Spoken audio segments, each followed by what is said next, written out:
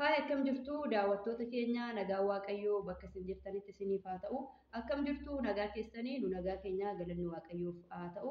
Har'a immoo maatii haaraa jechuudha. Akkasuma baay'annee dhufnee egaa aga dhumaatti nu wajjin ta'a. Maatiin haaranis isiniin wal baranii sana booda gara sagantaa keenyatti darbina. Of ibsi shittoo. Egaa waaqayyo isinii haa ta'u shittoo qaabataan jedhama.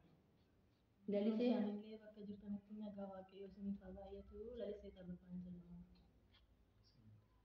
Hai akkam jirtu kabajamtoota daawwattoota keenya nagaa waaqayyoo bakka jirtan maratti isiniif haa ta'u.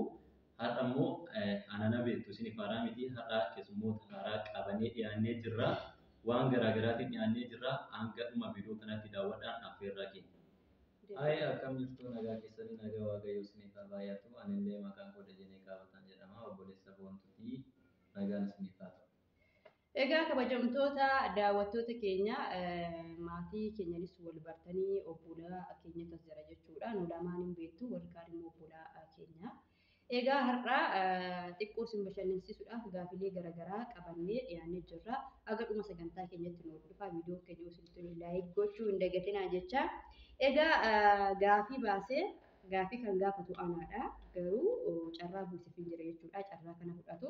Sana booda gaafii keenya itti fufna. Kanaaf fudhadha. Carraa gaarii isiniif haa ta'uu jenna. Lama lama kaafattu. Gara naayis lama lama fudhattu. Egaa haa jalqabnu. Tole egaa gaafii tokkoffaa eenyutu qabate? Lakkoofsi tokko ana. Lakkoofsi tokko si'i. Osoo gaafii lakkoofsi tokko akkas jedha. Osoo boru duuta siin jedhanii guyyaa har'aa keessatti jechuudha. Carraa guyyaa tokkittiif sii kenname boru duuta siin jedhanii osoo sitti himanii guyyaa tokkittii sii kennan kana keessatti maal gochuu dandeessa gaafii lakkoofsa tokko? Gaafiin kee baay'ee ulfaataadha. Egaa boru duutatoo naan jedhame homaa gochuu hin danda'u garuu amma sa'aatiin silaa furu sa'aatiin duruutti waaqayyoon akkanarraan dabarsu nan kadhadhaaf deemkutu hanga sa'aatii silaa dhumaatti itti fufeen akka kadhadha waaqayyoon akkanarraan dabarsu. Kadhannaa gootaa jechuudha. Du'an barbaadu waan ta'eef nan ajjeesin jedhee waaqayyoon kadhadha. Waaqayyoon kadhata. Kabiraallee itti dabaluu hin dandeessa garuu inni guddaan kanaaf ol hin jiru. Hinduu ta'anii namatti himanii guyyaa boruu ta'anii har'a yoo namatti himanii inni guddaan kadhannaadhuma. Egaa gaafii lakkoofsa lama eenyutu qabate? Ana. Gaafii lakkoofsa lama akkas jedha.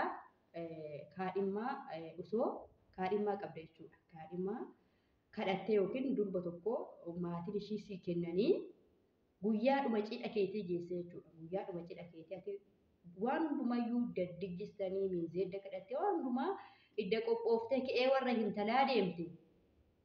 Kaadhimaan kee sun baddee garshiin buute dhabnee osoo siin jedhanii mee yeroo sanatti maal gochuu dandeessa? Egaa akkuma nu argaa jirtanii wanti gochuu gaafa sana ta'u wanta akkanaa na mudate wanti gochuu qabu. Ergan bakka nama tokko shamarran tokko naaf fuudha jedhee maatii qabadhee obboloota illee dabaladhee fuudha dhaqee erga kaadhimaan kee si jalaa badde naan jedhani guyyuma gaafa sanaan bakka mana biraa deemee shamarran biraa fuudhee gara harka duwwaan gadi. Diingatuma jechuudha olumatti seentee. Diingatuma jedhee yaada gara. Eeshi baay'ee gaariidha. Kunis gaafii isaas gaafii ajaa'ibaati. Deebisaas deebii ajaa'ibaa ta'ee gaafii lakkoofsa afurii qabate. Afur maali? Gaafii sadaffaarra jira. Sorry gaafii sadaffaadha. Sadiyaan. Maali sadaffaadha? Dhiifama. Sadaffaa. Gaafii sadaffaan akkas jedha gaa. Osoo haadha manaa keetii fi obboleettii keetii jechuudha. Dirqama kun tokko filadhu dirqama.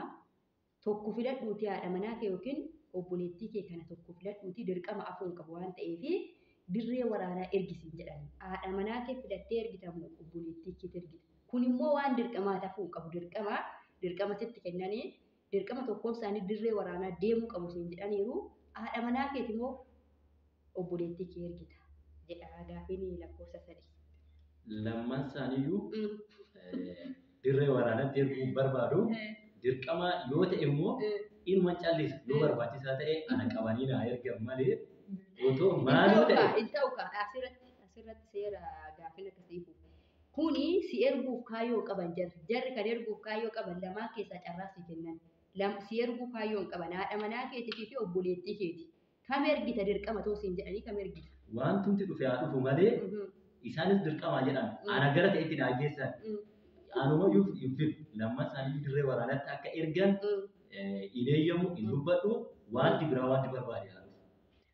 Okay, dhageessaniitu daawwattoota keenyaa haadha manaa kootu yoo jedhe rakkootu uumama jedhee akkas jedhee kanaaf egaa lakkoofsa afur eewutu qabate. Gaaffiin lakkoofsa afur akkas jedha. Obboleettii keetii fi abbaa manaa kee jechuudha. Obboleettii kee abbaa manaa kee sa'aatii wal fakkaataa keessatti dhukkubsatanii sa'aatii wal fakkaataa keessatti mana yaalaa seenan. Obboleettii kee dura qaqqabdamu abbaa manaatiin dura qaqqabde. Sa'aatiin isaan itti dhukkubsatan sa'aatii wal fakkaataa, hospitaala kan seenan sa'aatii wal fakkaataa. Kam dura qaqqabde? Gaaffii arfaffaadha. Dafigaa. Gaafichi cima garuu karuma ta'etti dafishatti godhu. Cimaa garuu ani bakka lachuufuu dhaquu fi yaala garuu tokko dhaquu yaaltu qaba. Sa'aatii kana keessatti kam dura dhaqxee achi seenta? Achum seenuu kam seenta? bakka seenuudhaaf tokko isaanii seenee daqiiqaa tokko bira ture. Hin ta'u gaarii. Baay'ee rakkiseera hordoftoota keenyaa waan rakkiseef qabaa. Kanuma ta'etti toocasti baay'ee natti tola garuu waan hundumaafuu sodaattitti waan sodaattiif ishitu beekaa gaaffii lakkoofsa 5 yoo qabate. Gaaffii lakkoofsa 5 jaalalli si qabee beekaa jedha. Jaalalli si qabee beekaa yoo jaalalli eeyyee jetteef immoo miira akkamii irratti agarsiisa? Jaalalli si qabee beekaa miira akkamii irratti agarsiisa? Dafigaa yeroo hin qabnu waan ta'eef yoo jaalalli si qabeedha eeyyee muhiidha jaalalli si qabee miira akkamiiti yeroo jalqabaatiif yaadattaa miira inni sirratti agarsiisa. Miirri yeroo jalqabaatiif natti agarsiisu yeroo hunda ishii yaada yeroo mara nan dawwalaa fi halkan nan ciisa malee rafeen buloo egaa kanumaadha egaa jaalala jechuun baay'ee ulfaata akka kootti galu. Eeshi baay'ee galatoomi lakkoofsa 6 eeguudhaan inni lakkoofsa 6 eegu qabata. Situ qabatee amma gana ilaaltaa jechuudha. Ilaaltee simtaa.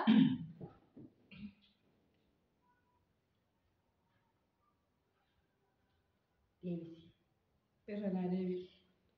Yeroon keenya gubata ta'a.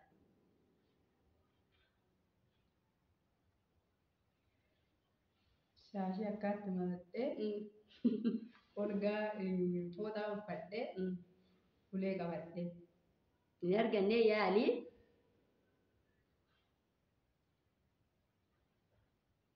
Yaali dafii daqiiqaan keenya nu jalaan dhuma. Isa akkana irra deebi'ee mataarraa.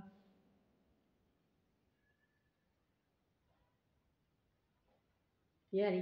Shaashiin mamaladhee akkaatti ofitti xaxxanee.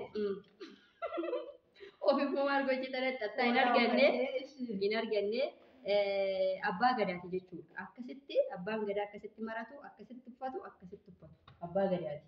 Abbaan gadaa kanatti kana booda akkaatti olgaa waan hundatas hin qabu jechuudha abbaa gadaati jechuudha. Gaaffii lakkoofsa 7. Tokko 7. Lakkoofsa 7 kun egaa yoo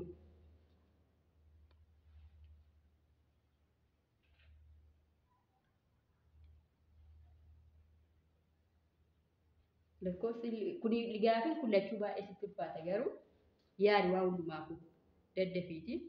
Eessi irra deebi'ee. Gara isaatti illee si garagaluu hin danda'a.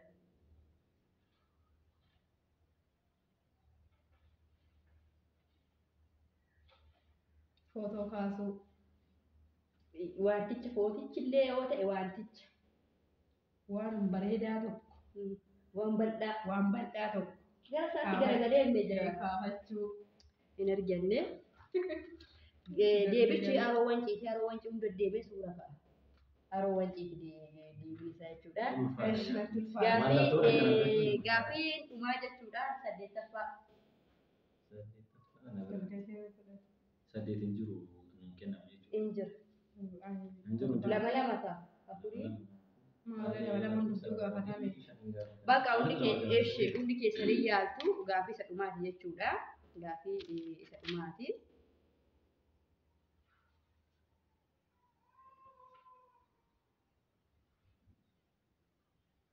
Yaalaan waan kana.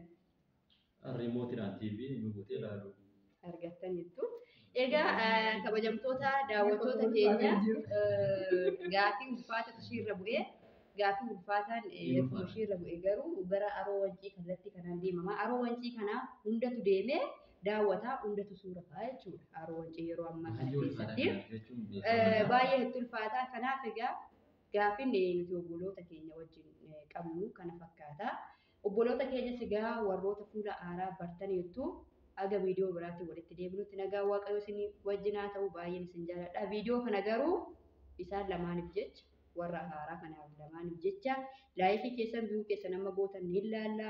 Gama kootiin baa isiniin jedhee nagaatti jedhaani. Galatoomaa fayyaanota.